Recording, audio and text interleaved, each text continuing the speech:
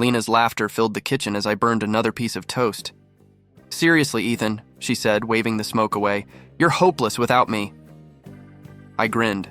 "That's why I keep you around." She leaned against the counter, smiling like the world made sense. For a moment, it did. We'd been together 5 years, lived in the same small apartment, dreamed the same dreams, at least I thought we did. "I'll be late tonight," I said, adjusting my tie. "Big presentation for Richard," she rolled her eyes. "Again? You work more for that man than for yourself." "He's giving me a shot, Lena. If this deal lands, we're set." "We, huh?" she teased. "I hope we means I get dinner before midnight." I kissed her forehead. "Promise." That was my first lie of the night. At the office, Richard Hale was already pacing in the conference room. Sharp suit, sharper eyes. The kind of man who owned every room he walked into. "You ready, Ethan?" he asked. "Been ready all week," I said. He clapped my shoulder. "Good, don't screw this up." It sounded like a joke, but it never was with him. The meeting went well. I spoke, he smiled, and we closed the deal. By the end, the board was shaking his hand, not mine. Still, I didn't care. I just wanted to make Lena proud. That night I called her. No answer. I texted. Nothing.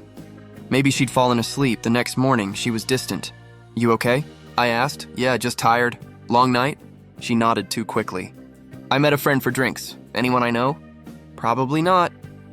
Her tone shut the door before I could ask more. I told myself I was overthinking. She'd never lie to me. She wasn't that kind of person. A week later, we had the company anniversary gala. The ballroom glittered with people who smiled too much and meant too little. Lena wore a red dress that made my chest tighten. Everyone stared. I felt lucky just to be beside her. "Ethan," Richard called out, waving a glass of champagne. "Come here, my man."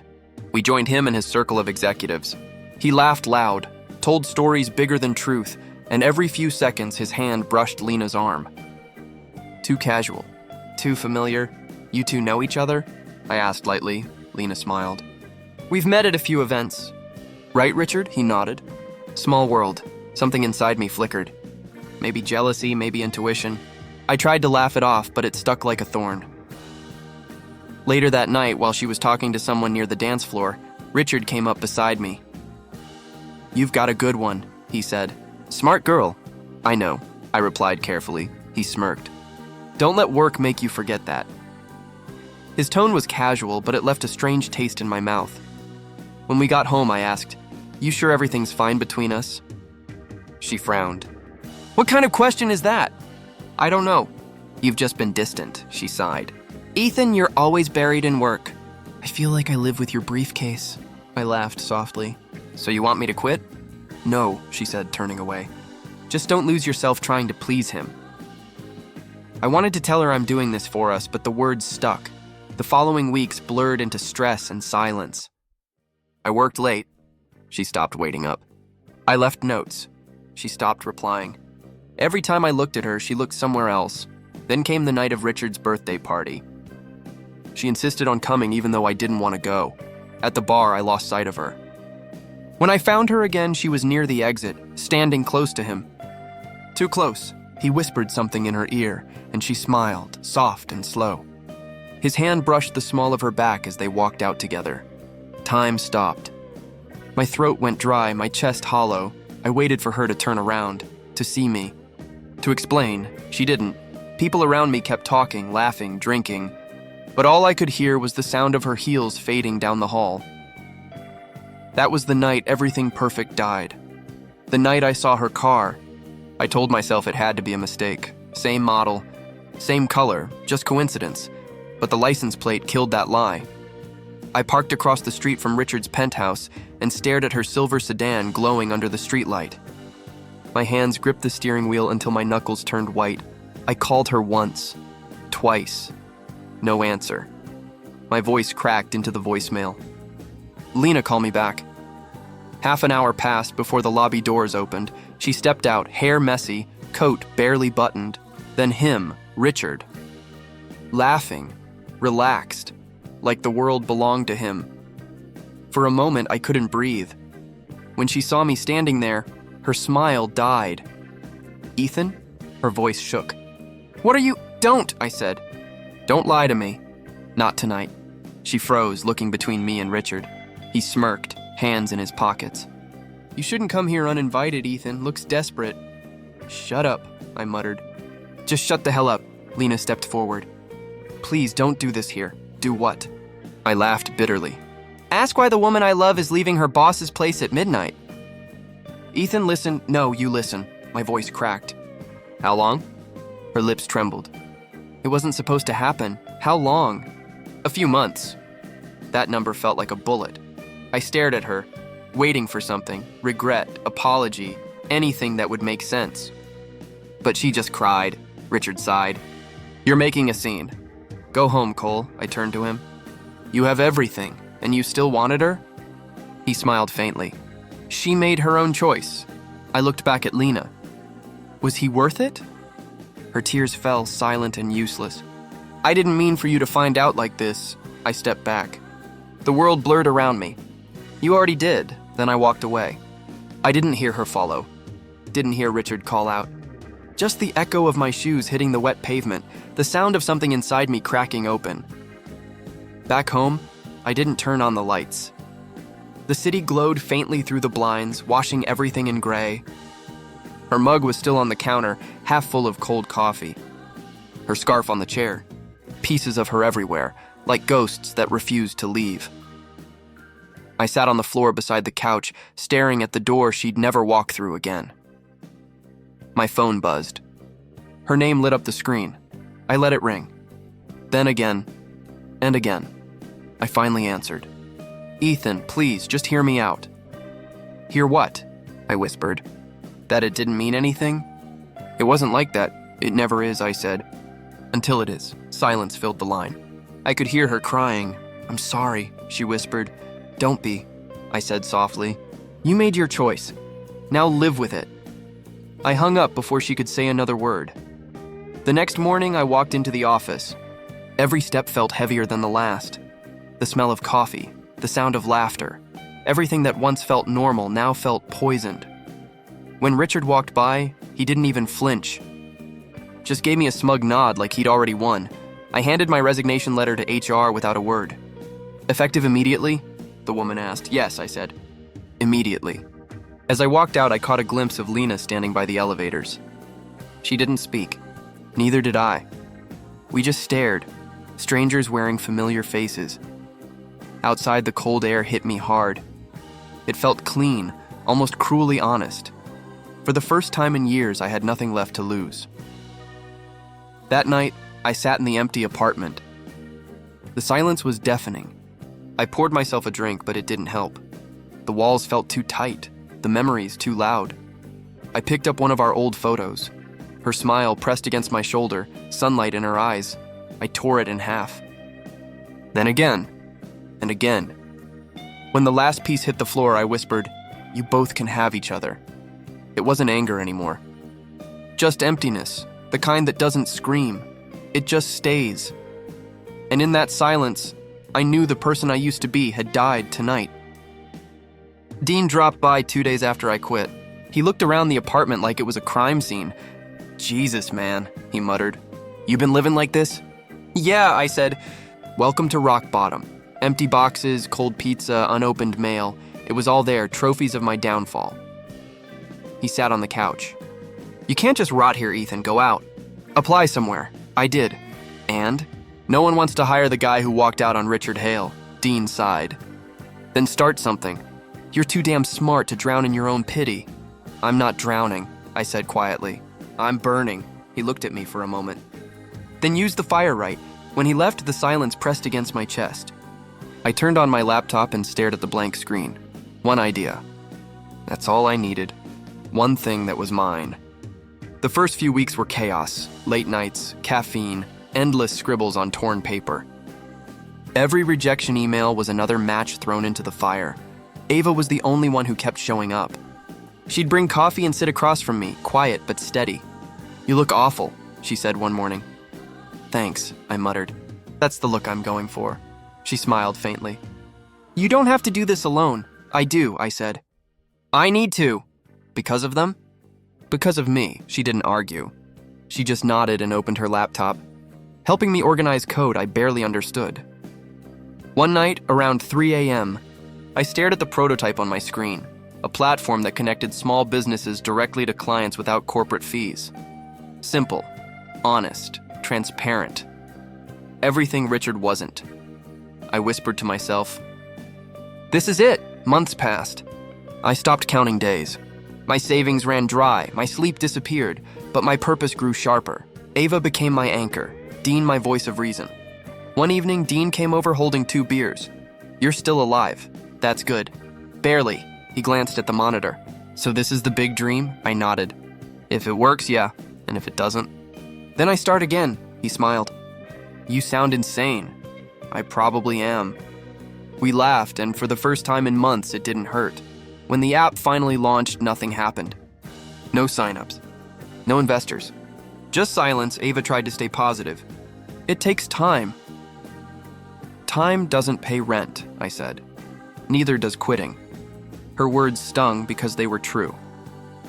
2 days later, I got an email. "Marcus Grant Venture Capital Group." I thought it was spam until I opened it. "Saw your product. Need to talk. Tomorrow. Noon." My heart nearly stopped. Dean grinned when I told him, "You see? Karma's got your back, bro." "Karma doesn't send calendar invites," I said, but I was shaking with hope. The next day, I met Marcus in a glass-walled office overlooking the city. He was older, calm, with the kind of confidence that made everyone else sit straighter. He gestured to the chair. "Tell me what you're building, Ethan." I started slow, nervous, but once I began talking, I couldn't stop. "This isn't just software," I said. "It's fairness. It's giving people power back. I worked for a man who taught me what greed looks like. I'm building the opposite of him." Marcus leaned back, studying me. "You've got fire, I'll give you that. But can you lead?" "I already do," I said. "Even if it's just me right now," he smiled slightly. "You remind me of myself when I started, so?" "I'll fund you," he said. 50% up front. The rest after your first milestone." I blinked. "You're serious?" "Completely." "Why?" "Because people who've been broken don't waste chances. They use them." That line hit me harder than any offer ever could. When I walked out of that office, the wind felt different, like it carried weight and freedom at once. I called Ava. "He's in," I said breathlessly. She screamed through the phone. "I told you." "I can't believe it." "Believe it," she said. "You earned this."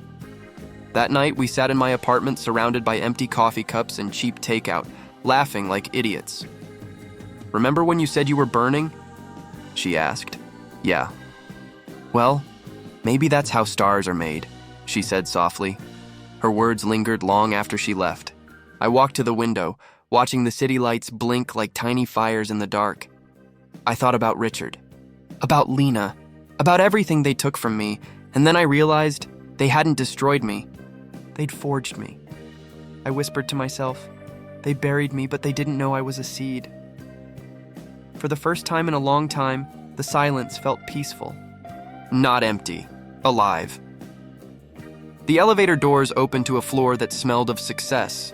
Glass walls, polished marble, the hum of quiet confidence. My company's logo gleamed on the far wall. 2 years ago, I would have stared at it and wondered if I'd ever be worth something again. Now I owned it. Ava walked beside me, tablet in hand. "They're waiting in Conference B. The merger pitch is from Horizon Dynamics." "Right," I said, my tone even. My chest was steady, my pulse calm. It was just another meeting. At least, that's what I told myself, until the door opened. Richard stood there. For a moment, I forgot how to breathe. His hair had gone grayer, his arrogance dulled. And next to him, Lena, my Lena once, sat with her hands folded, her smile small, her shoulders tense. Ava leaned closer. "You okay?" I nodded slowly. "Yeah, just surprised." Richard turned. "Ah, you must be..." His voice stopped mid-sentence. Recognition hit. His eyes widened slightly. "You're Ethan?" I smiled, calm and deliberate. "Good to see you again, sir." The silence that followed was perfect. He tried to recover, clearing his throat. "It's been what, a few years?" "2, I said. "Feels longer." Lena's gaze flicked toward me. "Ethan, I raised a hand gently. "We should focus on the presentation." Ava caught the tension instantly and started the slideshow. Horizon Dynamics is requesting partnership due to recent liquidity constraints. Our analytics suggest a 47% decline in revenue over the last fiscal year. Richard shifted in his seat. We faced some challenges, but with proper investment... Challenges, I echoed. That's one word for it. His jaw tightened. Business isn't always smooth, Ethan. You of all people should know that. Oh, I do. My eyes locked on his. Sometimes the fall is what teaches us how to climb. Lena looked down. Ethan, please, this isn't... I turned to her, voice soft. Isn't personal, I agree. This is business, Ava continued with effortless professionalism, outlining terms, numbers, projections. I barely heard them. My focus was on the way Richard avoided eye contact, the way Lena twisted her fingers under the table. When it was time to sign, Richard tried for civility. I have to admit, you've built something impressive. Thank you, I said. I learned from the best. His lips pressed into a line. You always had potential. I suppose you just needed motivation. I leaned back. Funny, that's what betrayal does. It motivates, Lena flinched. Ethan, don't. Don't what? I asked quietly. Tell the truth? Her voice cracked. You don't understand. No, I interrupted. I understand perfectly. I just don't care anymore. Richard's tone hardened. We're here to make a deal, not revisit the past. Exactly, I said, signing the final page with steady strokes. And the deal's done. I slid the papers forward. Welcome to the team. Mr. Grant will handle integration next week. Ava gathered the documents, her professionalism never wavering. Pleasure doing business, she said. When Richard stood, his posture betrayed his pride. We'll make this work. I'm sure you will, I said. After all, your company's future depends on it. Lena rose slowly, her eyes glistening. Ethan, I'm sorry. I never wanted... Save it, I said softly. Whatever you were going to say, it doesn't matter now. Her lips trembled, but she nodded. You've changed. I had to, I said. You helped. They left in silence. The door clicked shut, leaving only the hum of the projector and the faint echo of footsteps fading down the hall. Ava looked at me. That was intense. I let out a slow breath I didn't realize I'd been holding. Yeah. You handled it better than I would have, she said. I'm not sure I handled it, I admitted. I just didn't break, she smiled faintly. That's enough sometimes. I turned toward the window. The city stretched beneath me, alive, endless, bright. You know what's strange? I asked quietly. I thought revenge would feel like fire, and it doesn't? I shook my head. No, it feels like quiet, like peace, Ava smiled. Then maybe that's victory. Maybe it was. Because that night, when I lay in bed and stared at the ceiling, I didn't think of them. Not once. For the first time in years, I slept peacefully. Every morning, I walk through the glass doors of my company, and they're already there, Lena and Richard. Once I would have killed to be in their world. Now they live in mine. Richard stands straighter than he should, pretending authority still clings to him. Lena avoids my gaze, clutching folders like shields. The air around them feels fragile, like a lie stretched too thin. Ava joins me by the elevator. You sure about this setup? She asks quietly. They're qualified, I say. She raises an eyebrow. Qualified or poetic justice? Both, I admit. In meetings, Richard talks too much. His voice tries to sound steady, but I hear the cracks. Lena takes notes without looking up. Every few minutes, her fingers tremble slightly. When the room empties, Ava lingers. You're watching them, she says. I'm managing them. You're dissecting them, she corrects. It's not healthy, Ethan. I lean back. They deserve to feel it. Feel what? The weight, I say quietly. The one they left on me, Ava sighs. Don't let revenge consume you. I'm not getting revenge, I tell her. She studies me. Then why do you look like someone who still hasn't slept right in 2 years? I don't answer. By evening, the office empties. I stay behind, staring at the skyline, the same city that once chewed me up and spit me out. Success should have felt lighter. Instead, it sat heavy on my chest. A soft knock breaks the silence. Come in, I say. Lena steps inside, hesitant. She looks different up close. Tired eyes, makeup smudged, guilt stitched into every movement. I didn't mean to disturb you, she murmurs. You didn't, I reply. What do you need? She closes the door slowly. I just wanted to say I'm sorry. I almost laugh. For what exactly? The lies, the betrayal? Or the part where you watched me fall and said nothing? Her eyes glisten. All of it. The words hang there, fragile and too late. I thought he loved me, she whispers. Richard, he used me too. I stare at her, silent. I want to feel anger, disgust, something sharp. But all I feel is emptiness. She steps closer. You don't have to forgive me. I just needed you to know I see it now. Everything I destroyed. I look past her to the city lights reflecting on the glass. You think knowing changes anything? No, she says softly. But maybe it helps me breathe again. Her honesty stings more than her betrayal ever did. Do you love him? I ask quietly. Her shoulders drop. I don't even love myself for what I did. I nod once. Then maybe that's punishment enough. Tears spill silently down her face. You were good to me, Ethan. I didn't deserve it then, and I don't now. I stand, keeping my tone steady. You're right. You didn't. But that's the thing about good people, Lena. We don't stop being who we are, even when others do. She wipes her tears quickly. You've changed. I had to. Do you hate me? I pause. No, I just don't feel anything anymore. She looks away, voice trembling. That might be worse. Maybe it was. She leaves quietly, closing the door behind her. I sit down, staring at the city again. Her words echo in my head until the silence swallows them whole. Ava's earlier warning drifts back. Don't let revenge consume you, I whisper to myself. It didn't. It just hollowed me out instead. The office lights hum faintly above me. Outside, the city moves on, bright and unaware, and I realize, for all the power I've gained, all the victories I've claimed, I'm still carrying ghosts that refuse to leave. The whispers started small, rumors about late payments, missing reports, investors pulling out. I didn't start them. I just listened. By the time the headlines hit, everyone knew. Richard Hale under investigation for corporate fraud. Ava dropped the file on my desk one morning. Looks like karma doesn't need your help after all, she said. I opened the folder. Dozens of emails, fake invoices, shell companies, all with his signature. Where did this come from? I asked. She hesitated. Clara sent it. Said you'd know what to do. Clara, his assistant, the one who used to copy me on memos just to remind me where I stood. I stared at the papers. So this is it, Ava folded her arms. You could leak it. Take him down yourself, I shook my head. No need. The foundation's already rotting, she smiled faintly. You're really not going to pull the trigger? I don't have to, I said. He loaded the gun himself. Days passed, and the chaos grew louder. I watched from a distance as Richard's empire began to collapse. Investors withdrew. Lawsuits piled up. The press circled like vultures. Lena stopped coming to work. Her resignation letter was short, 3 lines and a final apology I never answered. Ava caught me staring out the window one evening. You don't look happy, she said. I'm not supposed to be, I replied. Why not?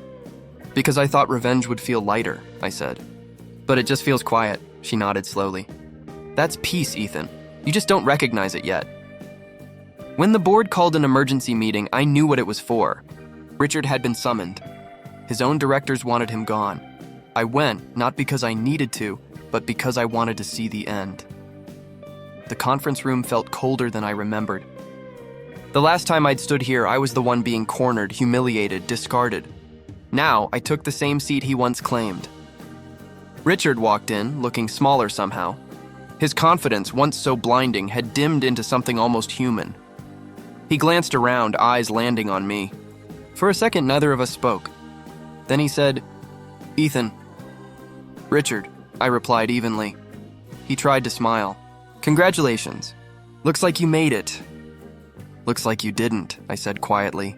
He exhaled. Business is brutal. You know how it is? Brutal, I repeated. Yes, you taught me that. He looked down. You came to watch me fall? No, I said. I came to see if you'd stand back up. He gave a hollow laugh. There's nothing left to stand on. The chairman cleared his throat. Mr. Hale, the board has voted to remove you effective immediately. Your assets will be reviewed pending the investigation. Richard's jaw tightened. After everything I built, you built it on lies, I interrupted. His eyes met mine again. There was no arrogance left, just exhaustion. I never hated you, Ethan. I just didn't think you'd make it this far. I didn't either, I admitted. But here we are. He nodded slowly, then whispered, I guess the tables do turn. I leaned back in my chair. They always do. He gathered his papers with trembling hands. For a moment, I almost pitied him. Almost. As he walked out, the room stayed silent. I didn't smile. I didn't gloat. I just breathed. Ava was waiting outside. How did it go? He's done, I said simply. She studied me. And you? I looked out at the skyline, bright, distant, untouchable. Still figuring that part out. For the first time in years, my chest felt lighter. Not happy, not sad. Just free, maybe that was enough. The letter arrived on a Tuesday. No name on the envelope, just my address and familiar handwriting I hadn't seen in years. I didn't open it right away. It sat on my desk all morning, heavy with memories I'd buried too deep to dig up. Ava found me staring at it. You're going to open it, right? Eventually, I said. She poured herself coffee. You've been saying that for 3 hours. I sighed, slid my finger under the seal, and unfolded the paper.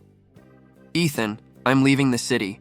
I hope someday you find peace. You deserved more than what I gave you. Lena, no excuses. No explanations. Just quiet words from someone who'd already vanished. Ava leaned closer. That's it? That's it.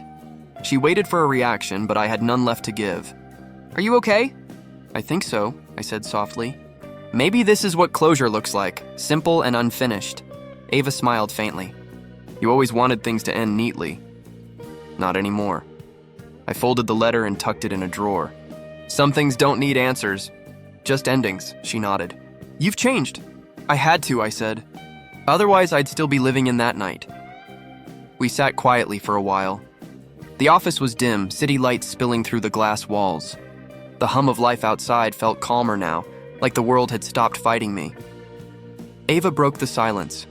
Do you ever think you'd forgive them? I took a slow breath. I already did, she blinked. You did? Yeah, I said. That's how I moved on. Forgiveness isn't for them, it's for me, she smiled. That's actually beautiful. It's just honest, I said. Hating them kept me alive once. But letting go, that's what finally made me free. Ava looked at me for a long time. You ever regret any of it?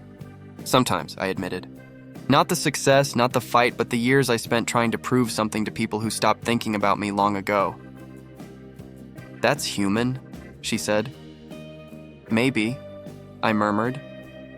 But I'm done bleeding for ghosts. Her laughter was soft. Good, because I like this version of you better. The one who actually eats, sleeps, and smiles. I smile. Occasionally, she teased.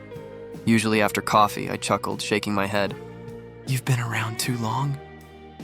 Not long enough, she replied, and her voice held something gentle, something that made me look up. For the first time in a long while, I didn't look away. You stayed, I said quietly. She met my gaze. Someone had to. There was no grand confession, no cinematic moment, just warmth settling between us, steady and real. Later that night, we sat on the rooftop terrace with 2 mugs of coffee and no walls between us and the skyline. The city stretched out like a living pulse, bright, endless, forgiving. Ava leaned back in her chair. So what now, Mr. CEO? I smiled faintly. Now I live. I build something that lasts. Not for revenge, not for pride, just because I can. She tilted her head. And if they ever come back? I took a sip of coffee, feeling the wind brush against my face. Then I'll wish them peace too, she nodded. That sounds like you. I looked at the skyline, the lights reflecting faintly in the glass window beside me.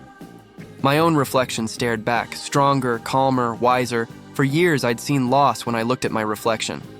Now I saw something else, freedom.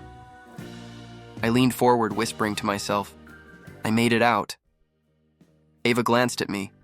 What did you say? Nothing, I said with a quiet smile. Just finally breathing, the night settled around us. No pain, no ghosts. Just peace, mine at last. The lobby looked different now, brighter, larger, quieter. I stepped inside and heads turned. Some whispered my name. Others just stared like I was a ghost come back to life. I wasn't here for revenge, not anymore. I was here as an investor now. "Mr. Hale," the receptionist said with a nervous smile. "Welcome back." "Thank you," I replied softly. My voice didn't carry the weight it once did. Just calm. Just peace. The elevator doors opened, and I pressed the same button I used to press every morning. Floor 28, my old battlefield. As the doors closed, I caught my reflection in the mirror. Older. Wiser. My eyes didn't burn with anger anymore. They carried something better. Clarity. When the elevator chimed, I stepped into the hallway. The air still smelled faintly of glass cleaner and ambition. "Ethan?" a voice called. I turned.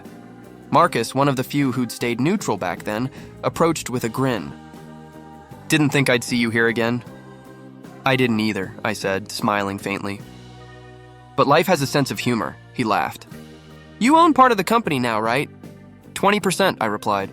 "Funny how circles close." He nodded, then lowered his voice. "You ever see him?" I shook my head. "No. Last I heard, he left the country." "Guess karma doesn't need witnesses," Marcus murmured. "Guess not," I said, and we both laughed quietly. He clapped my shoulder. "Good to have you back, man. You look lighter." "I am," I admitted. Took a while, but I found peace. As he left, I continued down the hall alone. The glass walls reflected me on both sides, like two versions of myself walking together. The man I was and the man I became. When I reached Richard's old office, I stopped. The nameplate was gone, the door slightly open. I pushed it gently. The room was empty. The desk polished. The window still stretched across the skyline like it always had. I walked to the center, hands in my pockets. "Funny," I whispered, "how quiet it is now." The city glowed beneath me, just like the nights I used to stare out of this very window, wondering why pain felt endless. "Thank you," I said softly. "For breaking me," the words surprised me. But they felt right. Because without the betrayal, without the nights I drowned in doubt, I wouldn't have built my own empire. I wouldn't have learned that strength doesn't roar, it breathes. "Ethan?" I turned. Ava stood at the doorway holding 2 coffees. Her smile was small, warm, familiar. "Thought you might still be up here." "Old habits," I said. "Guess I wanted to see it one last time." She walked in, handing me a cup. "How does it feel?" "Different," I said after a sip. "Back then, this view used to hurt. Now it just reminds me I survived." She leaned beside me, gazing at the skyline. "You did more than survive. You rebuilt." "Maybe," I said, glancing at her. "But I didn't do it alone," she smiled. "You finally admitting I helped?" I chuckled. "Maybe a little." Silence lingered, a soft, easy kind. The kind that doesn't need to be filled. "You know," she said quietly, "most people never find peace after something like that." "I did," I whispered, "because I stopped looking for closure in other people. I found it in myself." We stood there as the sun began to rise, spilling gold across the glass. For a moment, everything shimmered, the city, the memories, even the pain. I turned to leave. Ava followed. At the doorway, I paused. Looking back one last time, the office, the past, the version of me that used to crave revenge, all of it stayed behind. Outside, the sun hit the glass walls, scattering light across the lobby. I smiled. Not out of pride, not out of victory, just peace. Finally, I was whole.